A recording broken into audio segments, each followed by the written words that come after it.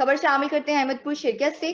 1960 میں قائم ہونے والی انجمن عزاداری امام حسین علیہ السلام کی زیر اہتمام محرم الحرام کے سلسلے میں امن و امان کی روایات کو برقرار رکھتے ہوئے ایک تاریخی اجلاس منعقد کیا گیا۔ اجلاس کی صدارت زمیندار اعلیٰ سید خواجہ محبوب الحسن، ڈسٹرکٹ ممبر امن کمیٹی اور صدر انجمن عزاداری امام حسین علیہ السلام احمد پور شرقیہ نے کی۔ اس اہم اجلاس میں تحصیل احمد پور شرقیہ اور ڈسٹرکٹ بہاولپور کے معززین، تمام انجمن تاجران، لائسنس داران، امن کمیٹی کے ممبران، اہل سنت الجماعت اور اہل تشیع کمیونٹی کے نمایاں افراد، وکلاء، نیوز رپورٹرز اور معزز شہری بڑی تعداد میں شریک ہوئے۔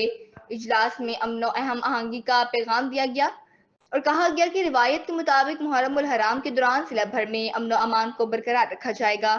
شرکائے اجلاس نے ڈسٹرکٹ بہاولپور کو امن کا گہوارہ قرار دیتے ہوئے یکجہتی کا عزم دہرایا۔ سید خواجہ محبوب الحسن نے اجلاس میں شریک تمام معزز شخصیات کا دلی شکریہ ادا کیا۔